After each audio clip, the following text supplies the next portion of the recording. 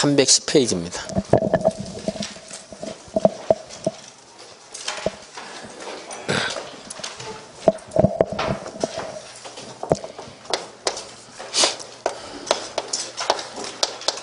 도시 및 주거환경 정비법. 칠판 아껴 써야 되니까 이제 너무 길어서 도시정비법 이렇게 이제 하겠습니다. 먼저 또 새로운 파트 왔기 때문에 교재 좀 미리 한번 오늘 공부할 것 쭉 보고 간단히 설명하고 칠판에 다시 한번 전체적으로 맥락을 훑어보고 다시 교과서 확인하고 이렇게 한 3번 하는 걸로 또 한번 진행해 보겠습니다. 310페이지 용어정의 있습니다. 용어정의.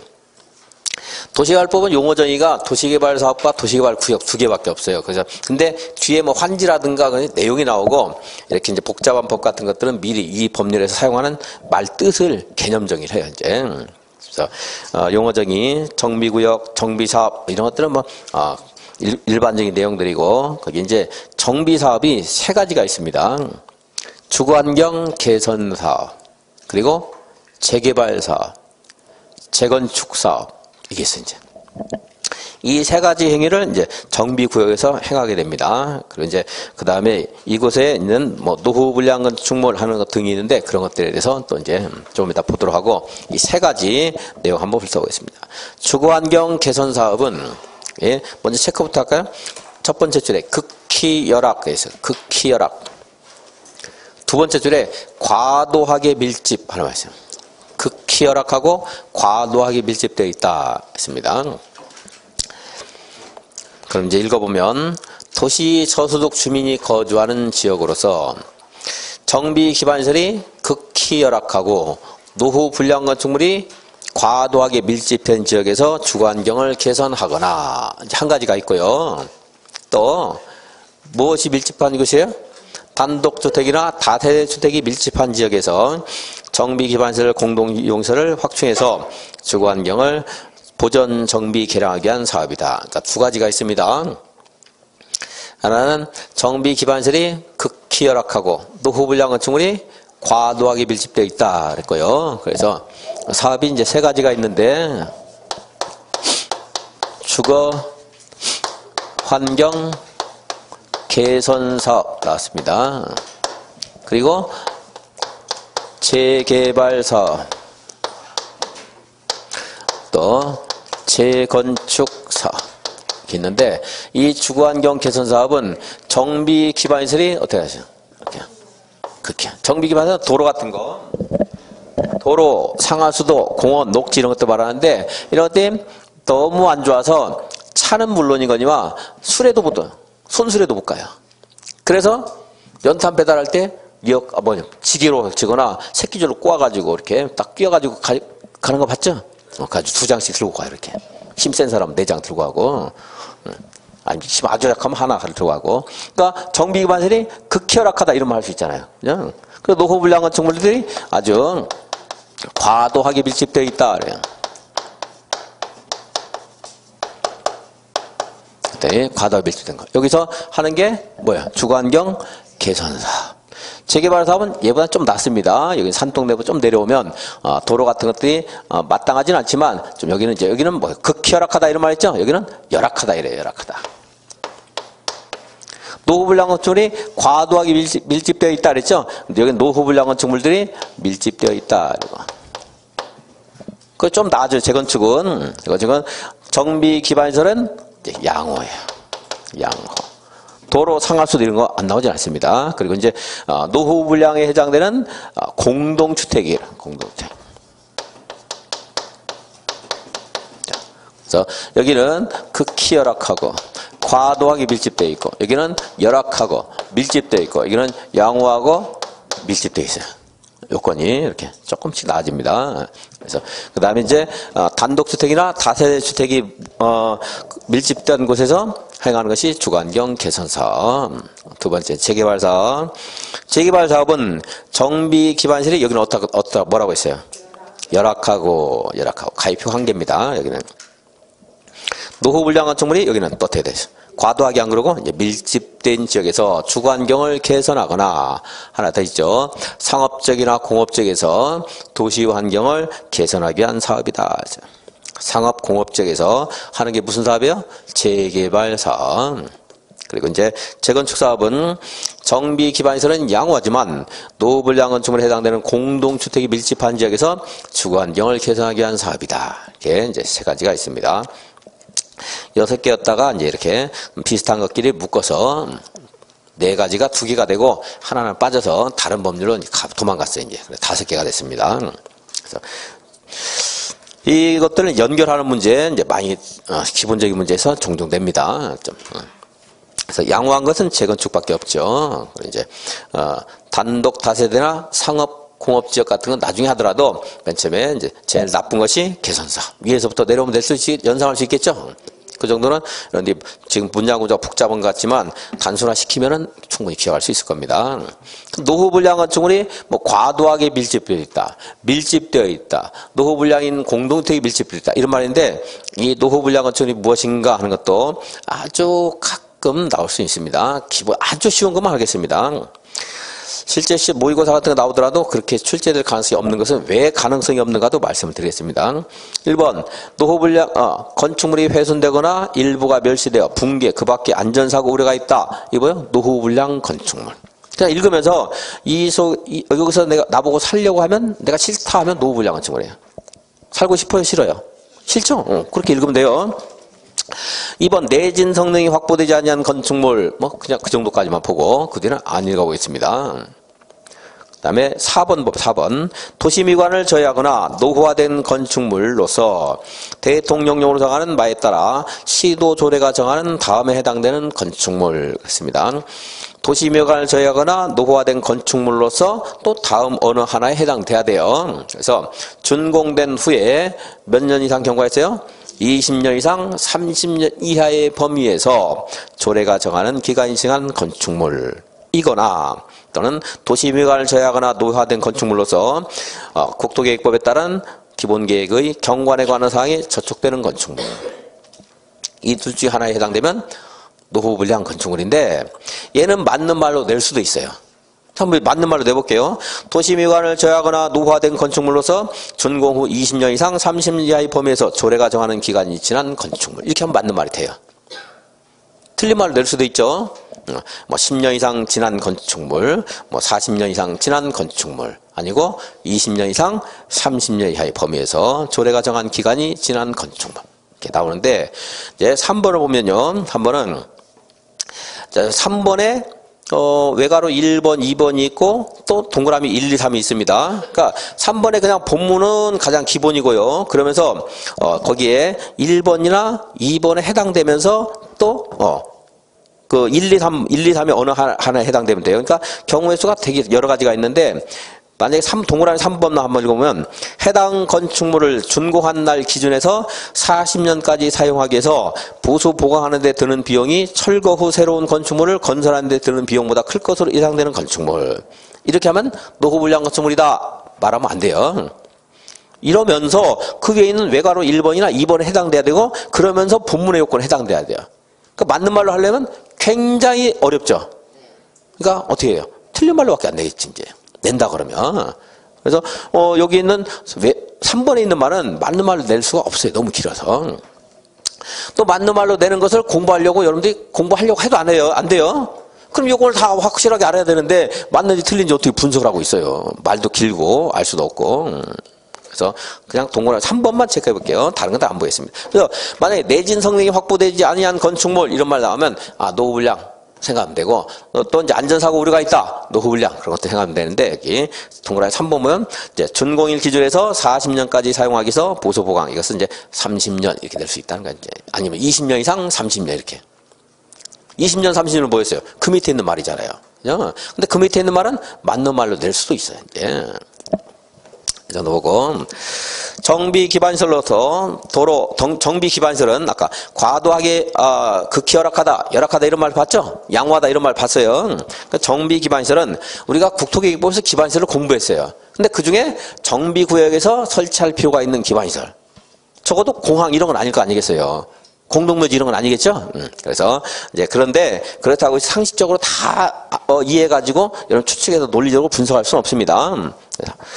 도로, 상하수도, 공원, 공용주차장, 공동구, 공동구는 뭐 가스, 열, 통신, 전기 이런 거 한꺼번에 공급하는 게 공동구죠. 국토에 공부했어요.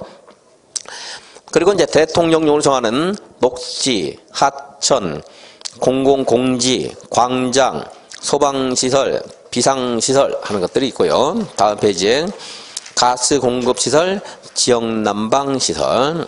대체적으로 만약에 여러분들 추측할 때 기반시설에서 공부한 것들 유사하면은 공공시설 이렇게 일단 생각하면서 읽어주시면 되겠고, 그리고 이제 공동이용시설 있어요. 공동이용시설. 공동이용시설은 놀이터, 마을회관, 공동작업장, 기타 대통령령으로 정한 다음의 시설에서 일단 놀이터, 마을회관, 공동작업장, 공동이용시설입니다. 얘네들은 우리가 기반시설에서 별로 공부 안 했습니다. 그걸 가지고도 짐작을 좀 할 수도 있어요.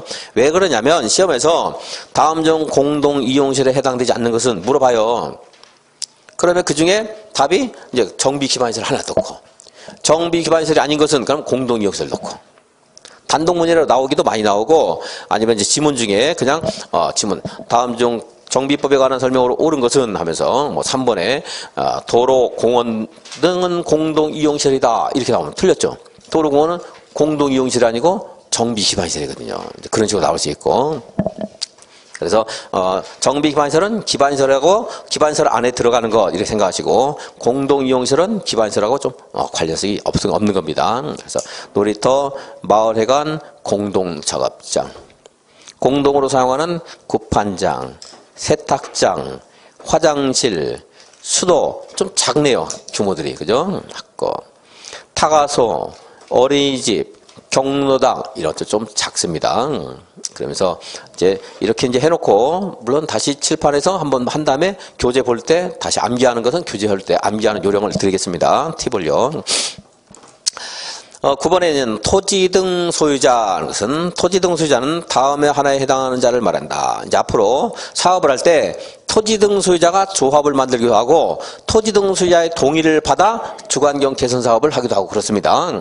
토지 등 소유자가 주인공인데, 도시개발 사업에서는 토지 등 소유자가 아니고 토지 소유자가 나왔어요. 토지 소유자. 그다음에 황무지 같은 데 뭔가 아주 외진 곳에서 개발할 때 건축물이 없을 수도 있거든요. 도시개발 사업은. 근데 정비 사업은요, 건축물을 노후불량 건축물을 대상으로 하기 때문에 건축물이 반드시 있습니다. 그래서 이 정비 사업을 할 때 토지 등 소유자는 토지 소유자만을 말하는 게 아니고 건축물 소유자도 말을 해요. 그래서 토지 등 소유자 이렇게 말하는 거예요. 토지 소유자 또는 건축물 소유자. 그리고 이제 토지 소유자 못지않게 보호 가치가 있는 우리 민법상의 권리가 있습니다. 지상권자. 토지의 지상권을 만약에 좀 내가 과장을 했지만 만년 설정했다고 치고 만년 동안 쓸게 했어요. 그럼 실제 주인이 누구겠어요? 실제 주인은 지상권자겠네요. 그죠? 지료를 대신 많이 줬겠죠. 그래서 지상권자도 여기에서 이제 재건축, 재개발, 주관경 개선 사업할 때 토지 등 소유자 안에 들어갈 수가 있습니다. 물론 재건축에서는 별개지만. 그래서 다만 나중에 이제 여기서 사업을 하게 되면 분양을 하거든요. 주의할 게 있는데, 분양할 때는 지상권자한테 분양하진 않습니다. 분양은 원래 토지 소유자나 건축물 소유자한테 하는 거예요. 지상권자 해결은. 하지만 이제 지상권자도 이제 사업을 할지 말지에 대한 결정권은 있다는 겁니다. 그래서 여기 동의받아서 해라. 그런데 그 동의할 때도 지상권자도 동의자 중에 한 명이 돼요. 물론 결론부터 말하면 이렇게 토지가 있는데 토지 소유자 갑이 있고 지상권자 A가 있어요. 그러면 이제 두 명이 동의자가 아니고 이 사람을 대표하는 한 명만 동의자 수에 들어갑니다. 이거 비슷하잖아요. 구조가. 여기에 을병이 토지를 공유하고 있어요. 몇 명이에요? 공유할 때는 몇 명? 공유는 한 명. 여러분들 공유하는 사람 한 명밖에 더 있어요? 공유, 정무성도 한 명이고 공유도 한 명이자 우리가 알고 있는 사람. 공유는 몇 명이에요? 한 명. 물론 이제 도시개발법에서 다만 구분 건축물을 구분 소유하고 있는 자는 구분 소유자 각각을 토지 소유를 한다 하는 걸 공부했고, 그거 막 그런 특별한 말 없으면 공유는 몇 명? 한 명. 그래서 을병 한 명이거든요. 근데 요거를 토지를 공유하고 있을 때 한 명으로 치른다면 요 토지 소유자와 지상권자가 있을 때 이걸 두 명으로 보는 것은 얘하고 비교할 때도 마땅하지 않죠. 한 명으로 봐야 되겠죠. 그래서 한 명인데 어쨌든 지상권자도 토지 등 소유자 안에 들어가긴 들어간다는 거 아셔야 됩니다. 자, 그래서 토지 등 소유자 1번 주거환경 개선 사업이나 재개발 사업에서 정비구역에 위치한 토지 소유자 또는 건축물 소유자 또는 누구요? 지상권자. 그런데 재건축 사업은 좀 다릅니다. 재건축 사업은 그러니까 공동주택이 밀집한 지역이다 그런 말 했죠? 그러니까 주택 단지를 전제로 했어요. 근데 기본적으로 여기 공동주택이 있다 그래서 여기 공동주택 있습니다. 노후 분량에 해당되는 공동주택. 정비 기반서는 충분합니다. 도로 상하수도 이거 부족한 데 없어요. 공동주택 아파트 단지에서. 그런데 이제 노후 분량 건축물 때문에 하는 건데요. 여기에서는 조금 전에 토지 등 소유자 하게 되면 여기에 있는 토지 소유자 그리고 건축물 소유자 만약에 B가 토지도 가지고 있고 건축물도 가지고 있다 이래도 되고요. 그 다음에 이제 건축물 여기는 건축물은 C가 토지는 D가 가지고 있어요. 이때도 여기 A도 토지 등 소유자 이 두 가지서 B도 토지 등 소유자 C도 토지 등 소유자 D도 토지 등 소유자예요. E와 F가 만약 토지를 공유하고 있다 그러면 EF를 대표하는 사람 한 명만 토지 등 소유자. G가 있고 H가 지상권자예요. 대표한 사람 한 명만 토지 등 소유자. 임차인은 해당 사항 없습니다.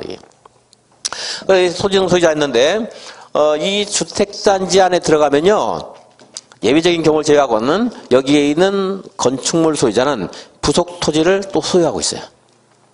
그러니까 건축물과 토지를 다 가지고 있습니다. 자, 그래서 이 주택단지 안에서 토지 등 소유자 손 들어보세요. 그럼 여기 있는 사람들 손을 드는데 다 토지만 가진 사람이 없고 건축물만 가진 사람이 없고 건축물과 토지를 다 가지고 있어요. 그죠? 토지를 그러니까 임차에서 분양하는 그런 예외적인 경우는 별로 이제 다 해결 방법이 또 있습니다. 그건 이제 변론하고 자, 이 안에서 자, 토지 등 소유자 하게 되면 자, 토지와 건축물과 부속 토지를 다 가지고 있죠. 여기 있는 사람들 건축물 및 부속 토지를 가지고 있습니다. 그래서 어차피 토지 등 소유자면 건축물 및 부속 토지 소유자인데 여기서 이제 따져보면 왜 무슨 문제가 생기냐면 여기 정비 사업을 하면서요. 이렇게 진입도로가 이렇게 있고 도로가 있었어요. 할 때 여기에 주택단지가 아닌 이 부분에 토지 있을 수 있죠. 그죠? 그럼 여기 있는 토지 소유자들이 여기다 뭐 축사라든가 창고라든가 뭐 이런 건축해서 여기 또 일상생활 할 수 있죠. 아니면 주택이 있을 수도 있고요. 주택도 있을 수 있고 뭐 논밭에서 경작하는 사람도 있을 수 있고 그럽니다. 그럴 때 재건축은 본래 이제 그 의도는 전제는 주택단지를 전제로 해서 공동택이 밀집한 곳에서 한다 그런 말이지만 여기에 있는 것 다 인접토지를 정비구역으로 포함시킬 수 있겠어요 없겠어요? 있겠죠 당연히. 이것도 같이 해야 되지. 여기는 굉장히 50년대 삶을 그대로 유지하고 있고 여기는 2020년대 삶을 산다. 안 되겠죠? 그래서 여기 포함될 수 있거든요. 그래서 만약에 토지 등 소유자를 개선사업이나 재개발을 똑같이 토지 또는 건축물 또는 지상권자가 토지 등 소유자 그러면 이 안에 있는 사람은 두 개를 다 가지고 있고 여기는 하나만 가지고 있는 사람도 있을 수가 있어요. 그렇죠? 근데 여기 있는 사람들이 하나 가진 사람이 사실은 얘네는 부수적으로 그냥 보너스로 정비구역에 포함됐는데 여기는 두 개를 다 가진 사람만 토지 등 소유자. 원래 어차피 건축물 토지 다 가지고 있어도 한 명입니다. 한 명인데 여기는 토지 가진 사람도 한 명, 건축물 가진 사람도 한 명, 뭐 지상권자도 발언권이 있고 이러면 형평이 안 맞잖아요. 서로 균형이. 그래서 너희들도 토지 등 소유자 나중에 조합원이 되려면 적어도 이 요건은 갖춘 사람만 토지 등 소유자다. 이렇게 개념 정의를 따로 해줄 필요가 있어요. 무슨 사업에서? 재건축 사업에서. 그래서 재건축 사업은 토지 등 소유자면 얘하고 달리 건축물 및 부속 토지 소유자만 토지 등 소유자가 되는 거지. 그럼 건축물만 가진 사람, 토지만 가진 사람 어떻게 하느냐? 나중에 매도 청구의 대상이 돼요. 이 사업을 이제 진행하다 보면 관리초원 방식이다 하는 게 있는데, 관리초원 방식은 우리가 이제 분양 신청을 또 하는 겁니다. 조합원들이 분양 신청하는데 건축물만 가졌다, 토지만 가졌다 이런 사람들은 분양 신청 자격이 원래 없고 그 사람들 이제 그걸 팔고 떠나야 돼요. 그러니까 재건축은 누구만 권리자가 되는 거예요? 건축물 및 부속토지 소유자. 그래서 이제 이런 이치를 알고 나면 공동택 하는 것도 기억을 오래 할 수 있고, 여러분들이 나중에 노후불량 건축물 판단하는 데 있어서 얘네들은 평가 대상이 아니에요. 보너스이기 때문에 여기에서만 노후불량 건축물에 대한 안전 진단을 실시를 하게 돼요. 여기서만 이제 그런 것들이 좀 떠오를 수 있습니다. 물론 나중에는 이제 그냥 그걸 이해를 못 하더라도 여기는 또는 여기는 및 이렇게 뭐 기계적으로 외울 수도 있습니다, 여러분들이. 따라서 개선 사업이나 재개발 사업에서 이게 토지 등 소유자 한번 보겠습니다. 토지 소유자 이거 뭐 없는 걸로 하고. 자, 몇 명이에요? 1명, 2명, 3명, 4명, 5명, 6명. 토지 등 소유자 6명. 재건축 사업에서 여기 이제 이 구역에 형태가 이렇게 돼서 소유관계가 토지 등 소유자 손드세요. 몇 명이에요? 1명. 왜 웃으면 1명. 재건축 사업인데 1명밖에 없구만, 아무리 봐도. 얘하고 얘는 다르다고 지금 금방 설명했잖아, 지금. 여기가 이제 재건축 정비구에 들어갔어요. 토지 등 소유자 손드세요. 그럼 누구만 손들어야 돼요? B만 들어야, B만. B만 건축물 및 부속토지 소유자잖아요. C는 팔고 떠나야 돼요. D도 팔고 떠나야 돼요, 이 사람들. 1명밖에 없습니다. 왜냐면 주택단지 안에 가면 토지 등 소유자 손드세요. 그러니까 A 손들었더니 아파트도 가지고 부속토지를 다 가지고 있거든요. 그러니까 이 사람 균형을 맞춰야 되니까 이 사람만 토지 등 소유자. 나는 이제 토지 등 소유자. 토지 등 소유자 안 받습니다. 그러니까 토지 등 소유자 이것만 뭐 물어볼 수도 있고요. 다른 뭐 용어 정의 같은 것들은 어려운 게 아니니까 이순환 때나 뭐 삼순환 때 시간 될 때 한번 같이 읽어보는 정도 하겠습니다. 그런 이제 다른 걸 좀 알아야지 이해가 쉬운 것들이 있으니까 나중에 하겠고. 그 기본 문제 한번 볼까요? 거기 29회 때 나왔네요.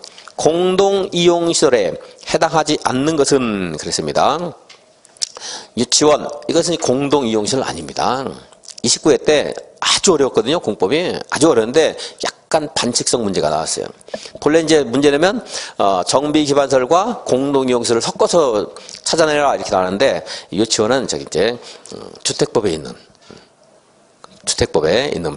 복리시설에 해당되는데 그걸 살짝 집어넣어가지고. 근데 물론 이제 저랑 공부한 학생들은 뭐 거의 맞췄을 겁니다. 정비기반설, 공동이용시설을 거의 완벽하게 이제 외웠을 거예요. 외울 수 있게 한번 팁을 드리겠습니다.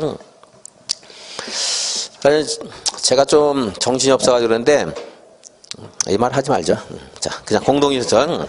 나중에 올해부터 좀 더 열심히 분석을 해서 좀 문제가 있다 싶은 것들은 좀 이렇게 이의제기를 해서 좀이라도 도움이 되게 하겠습니다. 이런 말 하면 여러분들 헷갈리기만 하니까 얘기 안 하겠습니다. 자, 일단 경로당, 타가소, 어린이집, 놀이터 이런 것들은 공동이용시설. 좀 이따 한번 외워보겠고. 그 밑에 기본 방침이 있는데 이건 지금은 안 하겠습니다. 체크할게요. 국장, 10년, 5년 이렇게 체크하겠습니다.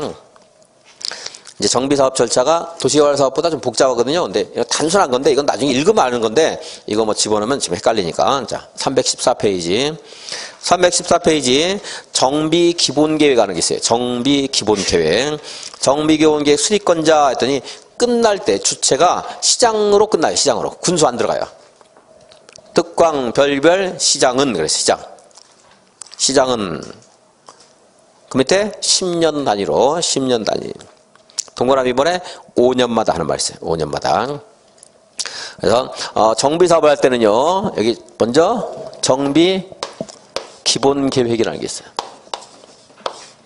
정비 기본 계획은 누가 수립한다고 했어요? 특별시장, 광역시장, 별별 시장까지 수립해요. 시장까지.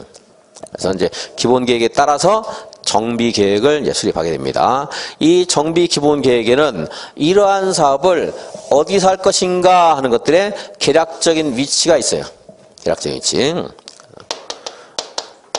10년 단위로 수립하기 때문에 10년쯤 지나면 이 내용이 바뀔지도 몰라요. 그래서 명확한 위치가 있는 게 아니고 계략적인 위치 이렇게 말하는 거예요. 아까 여기 노후불량 상태지만 여기 있는 주민들이 공동으로 자기들 스스로가 개발해서 여기가 노후불량을 했을 수도 있거든요. 10년 지나면. 그러면 여기서만 사업을 해야 되잖아요, 이제. 그죠? 그러니까 이런 때는 계략적인 위치가 있고, 그리고 이 구역에서 언제 정비 사업을 할 것인가는 단계별 사업 추진 계획도 정비 기본 계획이 있어요. 왜 기본 계획이 있느냐면 도시개발 계획은 필요하면 그때그때 하면 돼요. 근데 정비 사업은 대도시 같은 경우에도 막 50여 개가 있고요.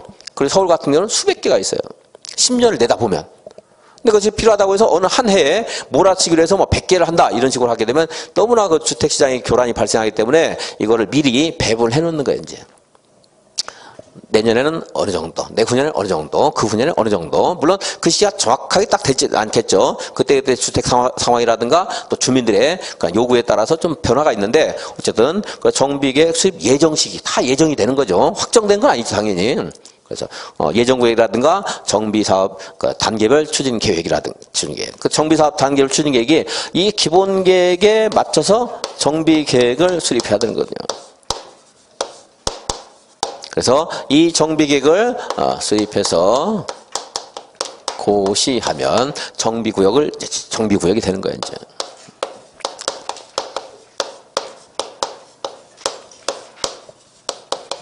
정비 계획에 따라서 정비구역을 이제 지정하고요. 그리고 나서 이제 사업 시행자가 사업을 이제 시행하는 거죠. 이 뒤에 있는 말들은 비슷한 말다예요. 이건 실시계획 안 그러고 이제 사업 시행계획 그래요. 이제 사업이란 말 빠지면 그냥 시행계획, 실시계획 뭐 같은 말이죠. 사업 시행 계획 작성해서 인가를 받고 고시를 해요.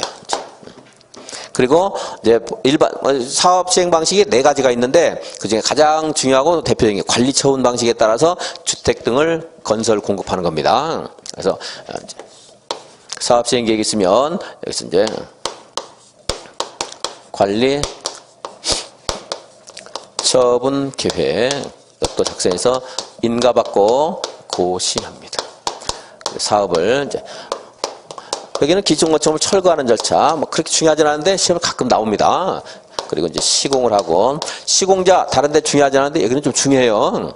시공을 하고, 공사가 끝났어요. 공사 완료. 바로 입주하는 게 아니죠. 준공검사 통해서, 이제, 준공검사, 본래 법적 요건을 다 갖췄다면 인가를 해줍니다. 그리고 이제 인가권자가 공사 완료 고시합니다. 그건 관리선 방식이 아닐 때는 공사 완료 고시 다음날 정비구역 지정은 해제된 것으로 보는데 관리선 방식일 때는 공사 완료 고시로부터 다시 이제 소유권 이전. 청산금이 있다면 청산금도 여기서 역시 결정하고 이러한 절차가 맞으면 소유권 이전 고시합니다. 소유권 이전 고시 한 달 소유권 이전되는 게 아니고 언제 이전돼요? 다음 날 이전된다. 환지 처분하고 마찬가지. 환지 처분 다음 날 환지 효력 발생하죠. 여기도 소유권 이전 고시 다음 날 이제 그 효력이 발생하고 이 관리 처분 방식일 때는 공사 완료 고시일 다음 날 정비구역 해제가 되는 게 아니고 소유권 이전 고시일 다음 날 정비구역 해제된다. 이런 것들은 여러분 도시개발법 공부를 이제 꼼꼼히 하고 응용할 수도 있고요. 물론 다 까먹겠네요. 오늘 또 이제 해서 복습한다고 생각하고 또 하면 돼요, 이제. 나중에는 이런 것들이 같이 이제 비교가 좀 될 수 있을 겁니다. 나중에 하다 보면 점점. 그래서 여기는 이제 기본계획 수립하는 절차가 있어야 됩니다. 기본계획. 그 기본계획에는 여러 가지가 들어가는데 여기에 있는 내용을 물어보기도 해요. 근데 이게 여기 있는 것을 번갈아가면서 뭐 5, 6년에 한번 낸다. 그러면 공부를 한번 해보겠는데 그게 아니고 요걸 냈으면 이제 다음에 한 5년, 6년쯤 지나면 도시군 기본계획 있는 걸 내고 그딱 5년, 6년 지나면 또 도시군 기본계획이나 얘를 내는 게 아니고 도시개발 계획에 있는 걸 내고 그러니까 대비가 안 돼요. 얘가 또 나오려고 그러면 뭐 15년, 20년 걸릴지 몰라요. 이제 공부할 수 없어요. 기억이 잘 되는 것도 아니고.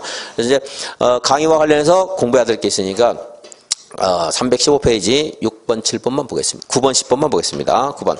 정비구역으로 지정할 예정구역, 정비예정구역을 지정해봅니다. 아까 말했죠, 설명. 그리고 여기에서 사업을 언제 할 것인가는 정비계획 수립 시기, 단계별 수립계획 하지 말고 그냥 괄호 안에 있는 정비 예정 구역별 정비계획 수립 예정 시기가 있습니다. 정비계획 수립 정비계획 수립 시기. 그리고 그 밑에 네모에 보시면 생활권 하는 말인데 참고서 한번 읽어보겠습니다. 생활권을 설정해서 각 생활권별로 기반시설 설치 계획이라든가 주택 수급 계획 그리고 주거지 정비 보전 관리 계획을 수립하게 되면 아까 말한 정비 예정 구역을 따로 수립을 안 해도 돼요. 그런 내용들이 있는데 그래서 지금은요 정비 예정 구역을 하지 않고 보통 이 기본 계획, 그러면 이제 예를 하면 9번, 10번 생략할 수 있거든요. 그러니까 생활권을 설정해서 정비 사업을 진행하는 것이 또 좀 보편화돼요. 좀 더 뭡니까? 일반화됐어요, 지금 이제. 왜냐면 정비 예정구역을 정해주면 정비 예정구역 관리라든가 주민들의 뭐 무슨 요청이라든가 이게 되게 복잡한데 생활권을 설정하게 되면 그런 것들이 조금 더 이제 추상적으로 돼서 관청의 재량이 좀 많아지는 게 있는 것 같아요. 그래서 이제 이런 각 자치단체에서 생활권 설정해서 주민들의 민원이 너무 복잡하고 귀찮으니까 생활권 설정해서 조금 그걸 차단하는 효과를 노리는 것 같아요, 지금. 그래서 생활권 설정할 때 좀 많아요. 물론 생활권이 이 정비 예정구역보다 좀 더 넓은 범위다. 뭐 시험하고 관련 없어요. 그런 정도 되려 이제 생활권 설정하면. 작성 기준은 국가가 해야 돼요? 지자체가 해야 돼요? 국가 기본계획 작성 기준과 작성 방법은 국토교통부 장관이 정하여 고시한다. 그래서 무슨 기준 하면 국장 나오면 맞다. 자, 기본계획 수립 절차 같은 것들은 그 동그라미 1번 14일 하는 것만 체크해요. 14일. 다시 칠판 보고 읽을 때 다시 다 읽어보겠습니다. 316페이지 동그라미 5번 60일 하는 말 있어요. 60일 동그라미 60일 체크보드 했으면 또 이제 다음에 다시 볼 때 체크하세요. 양괄호 2번에 동그라미 2번 대도시 시장이 아닌 시장이 기본 계획을 수립하거나 변경하려면 도지사 승인을 받아야 돼요. 대도시 시장은 기본 계획을 도지사 승인 받아야 안 받아요? 받아야 안 받아요? 대도시장 안 받고 대도시가 아닌 시장 도지사에게 승인 받아야 된다. 대도시가 아닌 시장 승인 받아야 된다. 다음 페이지 또 대표에이지에 뭐 나온 게 볼까요? 아니 다음 다시 볼 때 읽어야 되겠네요. 그러고 보니까 지금 푸는 게 아니고. 자, 317페이지 정비계획과 정비구역 지정. 정비구역 지정 맨 끝에 누구로 끝났어요? 시장 또는 군수. 이 정비계획을 수립하는 것은 여기에 있는 특광별별 시장 군수 구청장이 입안할 수 있는데 그 이제 시험관에서 그냥 이렇게 하라는 게 좋습니다. 별별 시장 군수 구청장이 정비계획을 이제 입안할 수 있어요. 입안. 그러니까 입안권자 이런 말 하기도 합니다. 우리 법이 좀 뭔가 굉장히 복잡하게 약간 모순관계 있는 듯한 오류가 있는 듯한 조항들도 있는데 그런 것들 여러분 뭐 제가 지적할 필요 없고 지금 시간에 자 누가 정비계획을 입안할 수 있어요? 별별 시장 군수 구청장. 그래서 이 사람들을 입안권자 이렇게 할 때도 있고 또 이걸 줄여서 시장 군수 등 이렇게 할 때도 있어요. 별별은 아예 들어가지도 않아요. 그냥 시장 군수 등 하면 별별 시장 군수 구청장을 말하기도 하고 입안권자 이렇게 말할 때도 있습니다. 시장 군수 등 이 사람들이 정비계획 수립하고 그리고 따라서 정비 입안하고요. 입안해서 이 사람들은 여기는 구별해서 공부해야 되니까 따로 자, 이 사람들은 정비계획을 입안해서 결정도 할 수가 있어요. 그죠? 아까 여기는 시장까지만 기본계획이었습니다. 근데 여기 정비계획은 누구까지? 시장군수 구청장 입안하는데 여기 있는 사람들은 자기들이 정비계획을 결정해서 정비구역을 직접 지정을 하고 구청장은 청이 들어가서 그런지 몰라도 정비구역 지정을 신청해야 된다. 그래서 법이 정하는 일정한 요건에 해당되면 도시개발구역도 해제가 됐는데 여기서도 정비구역 해제를 해야 되는 경우가 있어요. 그때도 구청장은 법적 요건을 갖춘 경우에 자기가 해제를 하는 게 아니고 해제를 요청해야 돼요. 그래서 정비계획 수립해서 시장 군수는 정비구역을 직접 지정할 수 있고 구청장은 어떻게 해야 돼요? 신청해야 됩니다. 그래서 시장 군수 체크해야 되고요. 시장 군수. 거기에 시장 군수는 정비계획을 결정해서 정비구역을 지정할 수 있다. 그랬습니다. 다음 페이지 보시면 양바로 2번에 동그라미 3번 구청장 또는 광역시의 군수는 정비계획을 위반해서 정비구역을 지정해달라고 어떻게 해야 돼? 신청해야 된다. 정해야 된다. 여러분들 뭐 요청, 신청 구별 안 하셔도 됩니다. 또 해제는 또 요청해야 된다 이렇게 되어 있는데 구별할 필요 없고 법이 좀 약간 잘못된 거니까 그런 거는. 자, 321페이지 위반 정비계획 위반 제한 뭐예요? 위반 제한. 정비계획을 얘네들이 위반하잖아요. 그죠? 그럼 우리들은 뭐 할지요? 위반 제한 할 수 있어야 되죠. 또 위반 제한 제도가 있습니다. 위반 제한. 그래서 하나만 거기에 토지등록소유 제한 다음에 해당되는 경우에 정비계획 위반을 제한할 수 있다 이런 말 있죠. 그래서 동그라미 1번 그 네모 안에 있는 1번 줄 긋지 말고요. 아까 보면은 여기에 정비 예정 구역에 정비계획 수립 시기가 있다고 있잖아요. 여기에 있었죠. 그게 있었는데 그 시기가 되었는데 얘가 위반 안 하고 있다.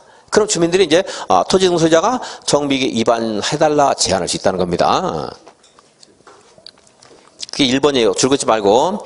5조 1항 10호에 따른 단계별 추진계획상 정비예정구역별 정비계획 위반 시기가 지났는데도 정비계획을 위반하지 않거나 정비예정구역별 정비계획 수립 시기를 따로 정하고 있지 않은 경우에 정비계획을 위반해달라고 제한할 수 있다 하는 건데, 제한할 때 그 밑에 네모에 동그라미 1번 네모 안에 보죠.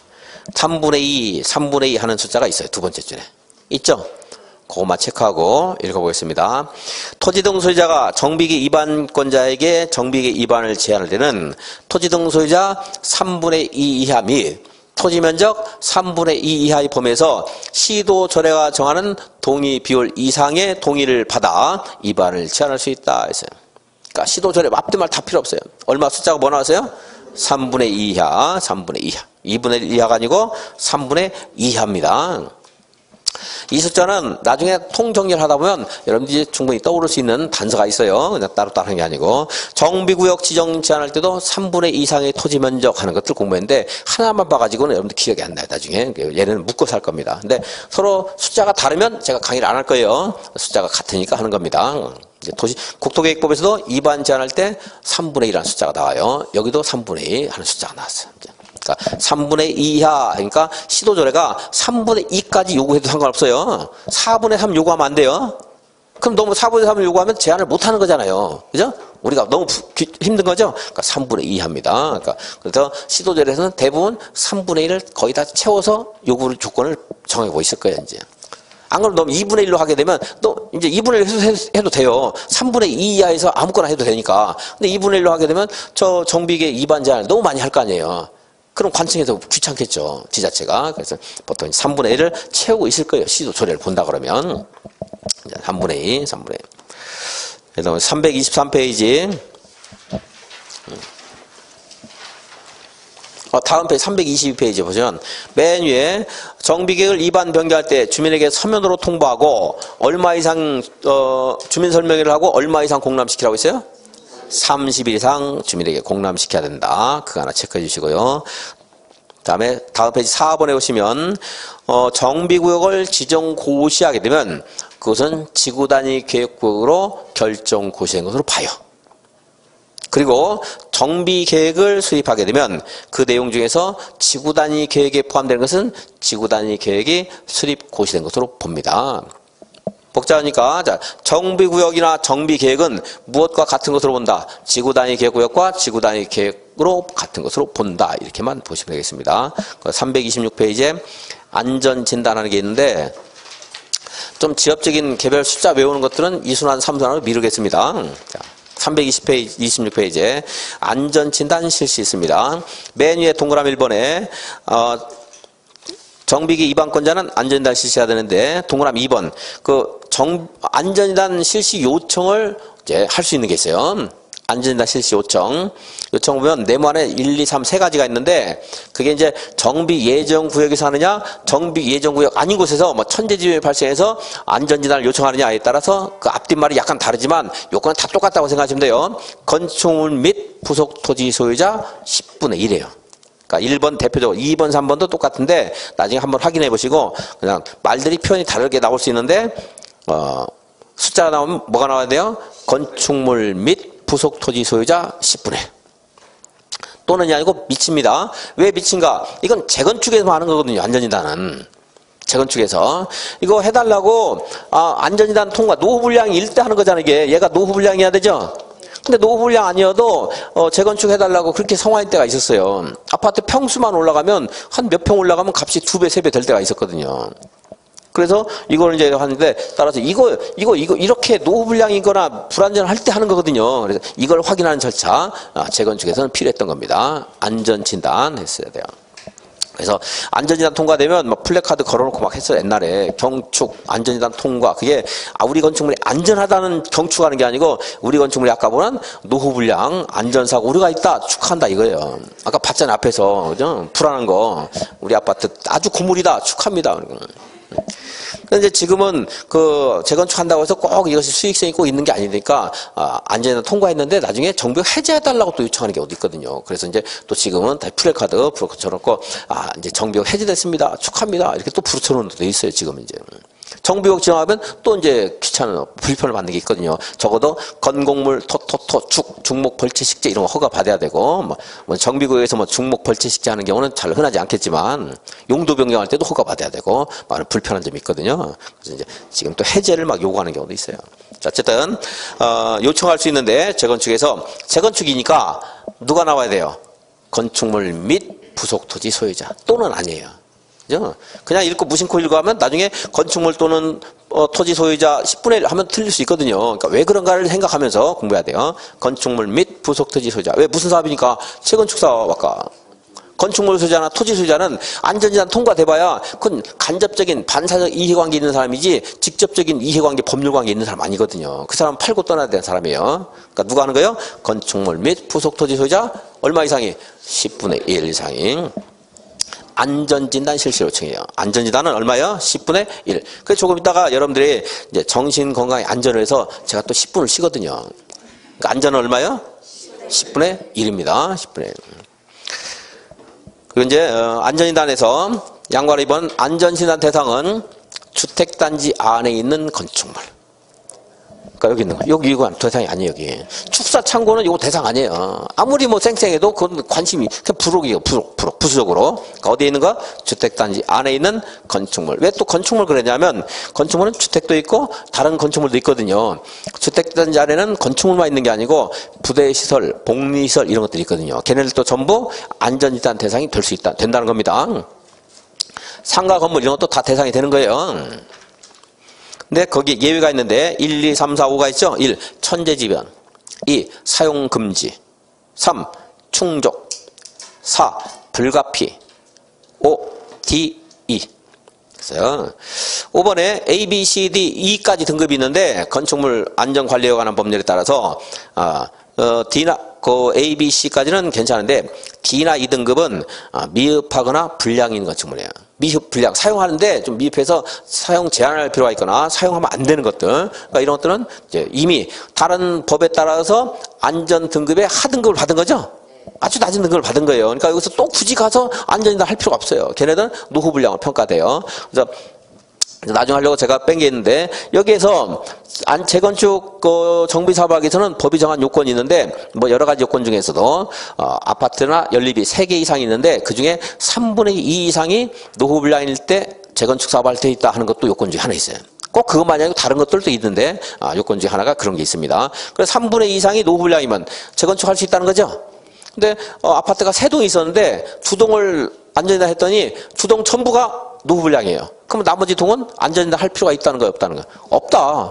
걔네들이 아무리 안전하다 하더라도 이미 요건 충족했잖아요. 재건축할 수 있거든요. 그래서 요건을 충족한 경우에 나머지 건축물은 안전이다 할 필요가 없다. 여기 있는 인접한 지역이 재건축 정비구역에 포함될 수 있다고 했죠? 그죠? 그래서 얘가 포함되는데 진입도로 개설을 해서 얘는 아파트 단지라고 할까? 여기 다른 주택 단지가 있어요. 여기 이제 도로가 있었고, 이거 아니고, 여기 진입도로 개설을 해서 얘네들이 포함이 됐어요. 그럴 때 여기에서 진입도를 확장하기 위해서 건축물이 있는데, 얘가 아무리 뭐 멀쩡하더라도 진입도로 확장을 위해서는 얘는 불가피하게 철거를 할 수밖에 없잖아요. 그러니까 이러한 경우에도 안전진단 대상에서 제외할 수 있다. 하는 거고. 뭐 진입도로 개설 등 기반시설 설치를 해서 불가피하게 포함된 것 해서 앞에 다른 말 틀리게 안 할 거예요. 그냥 불가피하다 하면 피할 수 없으니까 허용된다 했죠, 제가. 그걸로도 힌트를 가지고 찾을 수 있는 거예요. 지문 하나 그냥 공짜로 해결할 수 있습니다. 불가피하다. 1번이면 더 쉽네, 이제. 천재지변 등으로 붕괴가 되어서 붕괴됐대요. 근데 뭐 할 필요가 있어요? 건강검진도 살아있을 때 하는 거지. 붕괴돼서 사망했는데 뭐 건강검진 합니까? 이제 이미 사망했어요. 2번도 쉽죠. 사용금지가 필요하다. 2번까지 다 인정하는 거. 당연히. 그럼 됐죠, 이제. 그래서 뭐 다 이해하면 아무것도 없죠. 암기할게. 자, 이런 것들은 안전진단 할 필요가 없다. 억지로 외우려고 하지 않고 그냥 이해를 하고 넘어가면 되겠습니다. 다음 페이지 안전진단 있는데 328페이지에 안전진단 결과의 적정성 검토하는 말이 있어요. 파란색 번호 2번에 동그라미 1번 세 번째 줄 제출하는 말이 있어요. 제출. 동그라미 2번에 네 번째 줄에 검토 의뢰 하는 말이 있어요. 검토 의뢰. 동그라미 3번에 검토 요청 하는 말이 있어요. 검토 요청. 동그라미 4번에 좀 이따 읽어보겠고. 자, 제출하고, 검토 의뢰하고, 검토 요청하는 게 있죠? 이걸 가지고서 그 순서를 한번 분석해 보겠습니다. 329페이지에 정비구역의 분할과 통합, 결합이 있는데 간단한 거니까 이것까지, 이거 한번 보겠습니다. 하나의 정비구역을 규모가 커서 둘 이상으로 분할할 수 있어요, 없어요? 있죠. 그리고 본래는 주택단지가 별개였는데 하나로 결합하거나 통합해서 사업할 수 있어요, 없어요? 있겠죠? 그래서 뭐 분할, 통합, 결합 이런 거 할 수 있다. 정비구역을 지정했는데 사업이요 원활하게 진행이 되면 상관이 없어요.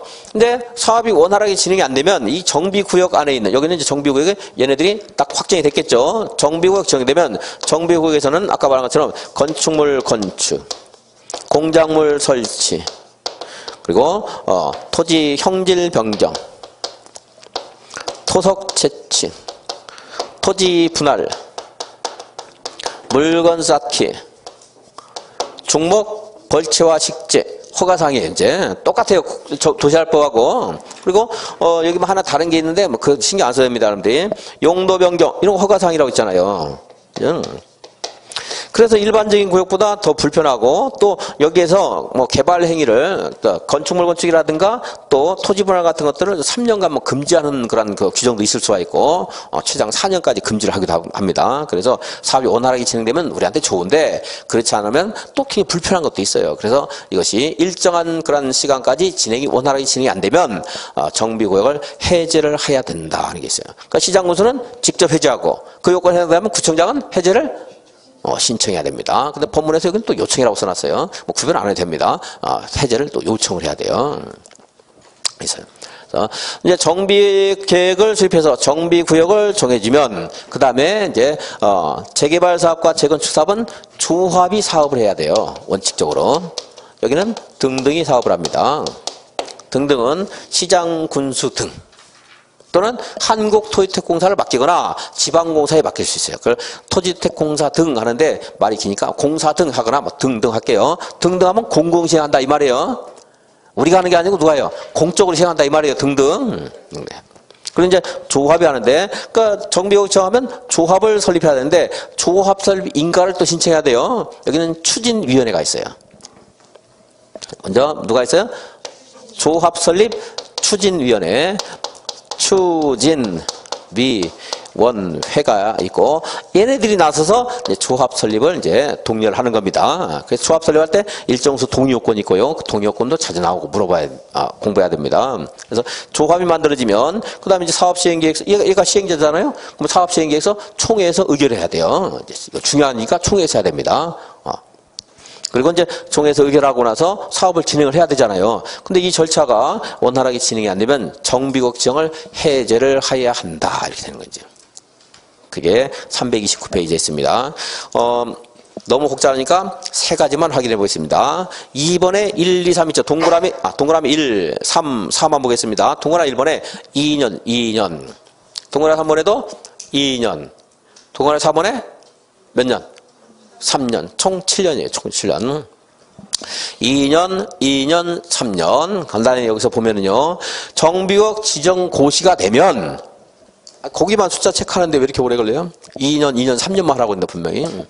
그러면은 추진위원회 구성을 2년 동안 승인 신청을 안 하면 2년 된 다음 날 2년 동안 안 하면 그 정비역 지정을 해제를 하거나 해제를 요청해야 됩니다.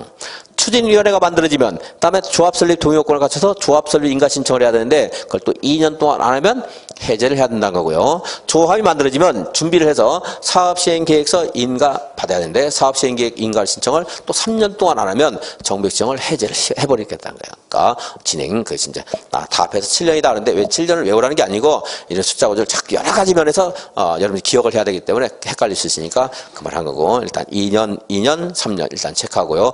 해제를 하는 경우도 있다. 다음 페이지 동그라미 2번 간단한 거니까 구청장은 해제를 요청해야 된다 그랬고 또 이제 정비구역을 꼭 이렇게 법적으로 정확한 형식적인 기준에 따라 해제를 하는 경우도 있고 정비사업을 시행하는 것이 뭐 부도 파산 등으로 사업 목적 달성이 불가능하다 이렇게 좀 추상적인 성격과 관련해서도 해제를 직권으로 하는 경우도 있어요. 이제 임의적 해제 사유인데 이건 어려우니까 하나만 제가 4번만 체크해요. 4번 331페이지 네모에 4번 위에 있는 네모 4번 자력 방식으로 시행 중인 주거환경 개선 사업에 정비역 지정 고시로부터 몇 년 지났어요? 10년 지났고요. 10년 지났습니다. 사업을 아직 하지 않고 있어요. 그랬을 때 토지 등 소유자 얼마가 해제 동의할 때 과반수가 동의할 때 자 10년은 꼭 까먹더라도 얼마가 동의했어요? 과반수가 동의하면 이걸 해제를 할 수 있어요. 이거는 이제 임의적 해제 사유예요. 이제. 근데 자력 방식 이렇게 시험 안 나오고 이제 나중에 좀 이따 보겠지만 이게 1호 방식인데 나중에 23조 1호 23조 1항 1호 방식이에요. 이제 시험에서 뭐 그 호수는 틀리게 안 하니까 주거환경 개선 사업이라고만 알아도 되고 아니면 이런 거 나오면 그냥 즉흥적으로 직관적으로 무슨 내용 몰라도 10년 과반수입니다. 해제할 수 있어요. 아까 2년 3년은요. 해제를 해야 되는 거고 이건 해제할 수 있는 거고 그렇습니다. 그래서 332페이지 정비역 행위제한 있는데 행위제한 간단히 보고 10분 쉬겠습니다. 332페이지에 건축물의 용도 변경 허가사항이죠. 7번 종목 벌채식재 허가사항이죠. 4번 토석 채취 허가사항이죠. 근데 형질변경 목적일 때는 무슨 허가 받아야 돼요? 형질변경 허가. 앞에서 공부한 건 반복이니까 이 정도 하게 됩니다. 근데 333페이지 거기에 이제 허가 안 받고 하는 것도 똑같아요. 종목 벌채화 식재 허가사항이죠. 임시로 식재하는 거 허가 받아요, 안 받아요? 안 받아요. 경작지 할 때는요. 허가 받아야 돼요. 자, 동그라미 3번, 네 번째 줄. 착수한 자, 어떻게 해야 돼요? 계속하고 싶으면. 허가 받아야 돼요? 신고해야 돼요? 신고해야 된다. 도시활법 똑같아요. 재탕이니까 따로 안 하겠습니다. 그리고 여러분 어느 정도 공부가 되면 도시활법 공부하고 나서 여기는 보지 마세요. 공부가 됐으면. 앞에 있는 거 같다 이렇게 하지 뭐 계속 똑같은 거 무의미하게 큰 막 문제의식을 느끼지 않고 여러 번 반복하는 게 오히려 더 뇌가 실증을 느껴가지고 이렇게 기억이 더 안 날 수도 있어요. 공부된 거는 나는 됐다 이렇게 하고 넘어가는 게 더 좋을 수 있어요.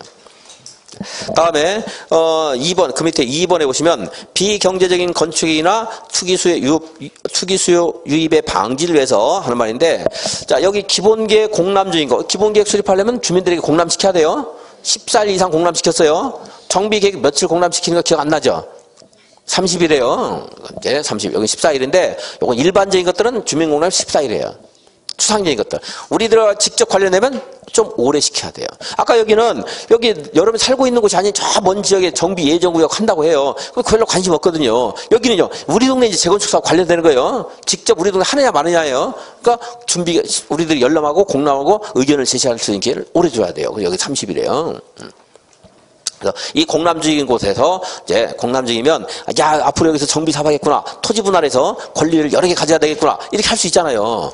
아니면 여기에 필요 없는 다세대 주택을 만들어 가지고 사실은 뭐 거의 사람 살기도 어려운데 명의만 여러 사람을 해놔요. 그러면 이제 아까 토지 또는 건축물 소유자가 나중에 권리 주장할 수 있잖아요. 그죠? 그래서 그런 곳에서 나라든가 정비계 수입 중인 것이라든가 근데 무슨 곳에서 하는 말은 여러분 몰라도 돼요. 그냥 정비법 나왔다 하면 이제 토지 분할과 여기 이거 건축물 건축과 토지 분할 이것에 따라서 여기 나중에 분양 신청할 수 있는 사람들이 굉장히 늘어날 수 있거든요.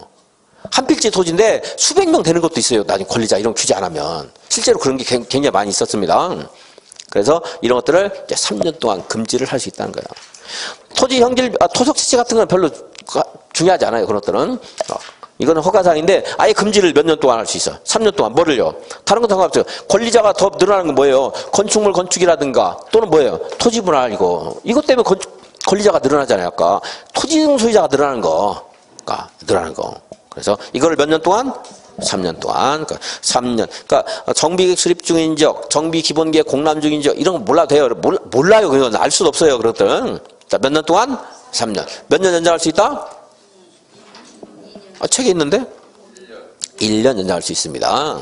이제 3년 이전은 그건 국토계획법에 있던 숫자고. 다음 페이지. 뭐를 금지할 수 있어요? 건축물 건축과 토지 분할. 자, 그래서 왜 그런가 이런 것들 자꾸 생각하면서 설명할 때 생각하면서 여러분들이 공부를 해야 됩니다. 그럼 이제 10분을 쉬었다가 여기까지 관련된 거 칠판에 다시 한번 정리하고 그 뒤에 있는 내용들 한번 또 확인하겠습니다.